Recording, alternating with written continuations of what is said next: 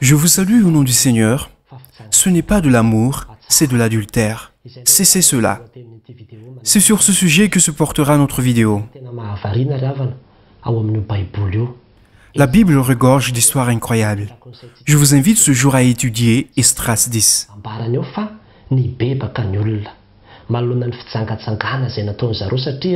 Il y est dit que les hommes se repentent suite à l'adultère qu'ils ont commis, car ils ont pris pour épouse des femmes étrangères.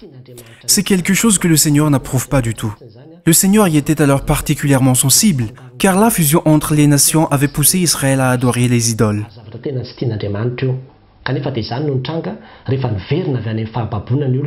Le Seigneur n'appréciait guère cela, alors que c'est ce qui s'était passé. Lorsque le peuple fut revenu de l'esclavage, chacun se hâtait de prendre pour épouse des gentils, non-juifs, et même les dirigeants, les sacrificateurs et les scribes se sont tous rués dans le péché.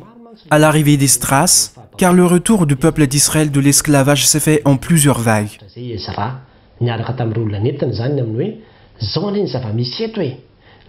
Il fut parmi les derniers à connaître ces pratiques rapportées par les témoins. La plupart des hommes prirent comme épouse des non-juifs et a cessé de suivre Israël. Nous trouverons cela dans Esdras 9. En entendant tout cela, Esdras fut déçu et accablé. Il déchira ses vêtements, se mit au jeûne, pleura et se jeta par terre. Ne sachant plus que faire, il s'était senti impuissant et a ressenti une profonde tristesse.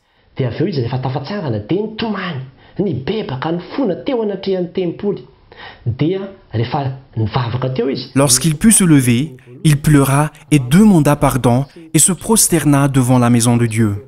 Dans le chapitre 10, après qu'il eut prié, Esdras faisait cette prière, cette confession en pleurs, prosterné devant la maison de Dieu, se rassembla autour de lui une vaste assemblée d'hommes et de femmes d'Israël et d'enfants, et le peuple pleurait fortement. C'est-à-dire que, lorsque le peuple entendit les confessions d'Esdras, il reconnut ses fautes. Ils prièrent tous et pleurent en confessant les fautes qu'ils ont conscience d'avoir commises. Dans le verset 3, les hommes se levèrent et dirent à Esdras, « Laisse-nous faire une alliance avec notre Dieu et renvoyer toutes les femmes et ceux qui sont nés d'elles, suivant vos enseignements, maître. » Cela veut dire qu'ils ont pris la décision en se séparant de leurs épouses et de leurs enfants si une telle union était contraire à la volonté de Dieu.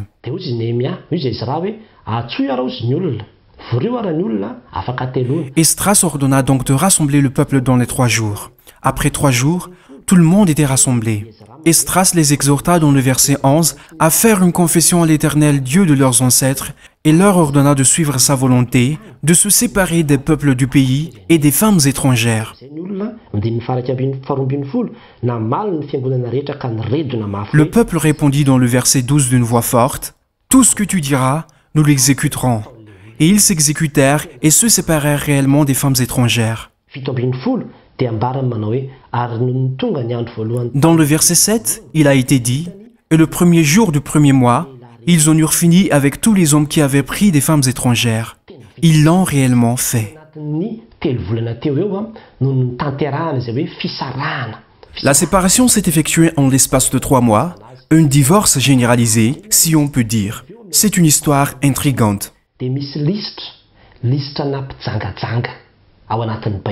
Et dans le verset 18 commence une liste comportant les adultères dans la Bible. Cette liste commence du verset 18 au verset 43. On y trouve toute une liste de noms, les noms de tous les adultères qui se sont confessés et se sont séparés de leurs épouses.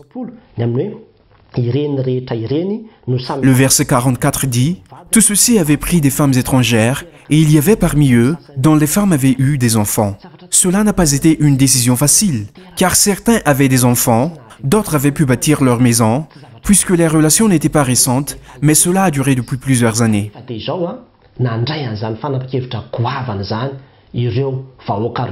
Et pourtant, le peuple a pris cette grande décision, puisque ces unions étaient contraires à la volonté de Dieu. Quand bien même, c'était de l'amour, cela reste un adultère qu'il fallait cesser. C'est tout. Aujourd'hui, je souhaite attirer votre attention sur ce qu'est réellement une confession. Le réel changement, c'est le renoncement total au péché. Il faut être prêt à tout abandonner, une décision difficile à prendre. Il ne s'agit pas simplement de haïr une personne et de le laisser tomber, mais il faut vraiment reconnaître que cela relève de la volonté de Dieu, quel que soit ce que l'on ressent ou ce que pensent les gens prétendant à une injustice, il faut abandonner. Il ne faut pas oublier que certains pourraient demander, mais de quelle religion s'agit-il? Le Seigneur lui-même avait déclaré, « Car je hais la répudiation », alors que le peuple procède à un divorce généralisé. Voici ce que nous devons savoir. Le fait de s'unir à des non-juifs n'était nullement considéré comme un mariage, c'est un adultère. Cela allait à l'encontre du plan du Seigneur. Le divorce que le Seigneur n'acceptait pas, c'est celui entre les Israélites séparés alors qu'ils étaient unis par le lien du mariage. C'est cette forme de séparation que le Seigneur n'acceptait pas, car l'union faisait partie du plan de Dieu, ce qui n'a pas été respecté par certains. Mais l'union du peuple avec des non-juifs n'était pas dans le plan de Dieu. La séparation était la meilleure solution que le peuple avait trouvée pour être libre du péché. Et c'est ce qu'il avait exécuté. Et Dieu ne les en a pas empêchés. C'est ce qui a été fait. Aujourd'hui, je veux attirer votre attention dessus. Notre vie est remplie d'actes qui vont à l'encontre de la volonté de Dieu. Lorsque nous ne confessons pas nos péchés, nous hésitons à nous en défaire. Mais c'est ce que l'on appelle une vraie confession. Être prêt malgré la difficulté, et même si cela est difficile à faire. Prendre la décision de renoncer à toutes ces choses qui sont contraires à la volonté de Dieu. Ce n'est en aucun cas de l'amour, mais de l'adultère. Nous rencontrons de nombreux cas similaires dans la société dans laquelle nous vivons. Pour ne parler que du concubinage, ces personnes qui ne sont même pas mariées selon la loi, mais qui vivent ensemble et se comportent comme mari et femme. Et lorsqu'on leur dit que leur vie est contraire à la volonté de Dieu, que leur relation ne s'inscrit pas dans le plan de Dieu, soit ils se marient selon la loi, soit ils se séparent. Ils trouvent toujours des excuses comme « Pasteur, il y a tel ou tel problème. Vous n'êtes pas au courant de certaines choses. » Alors que nous trouvons toujours des excuses. Et personne ne veut suivre la volonté de Dieu. Il en est de même avec ceux qui entretiennent des relations avec des personnes mariées. Nombreux sont ceux qui se réfugient derrière des prétextes comme « Nous nous aimons d'un amour sincère. Quel est le problème?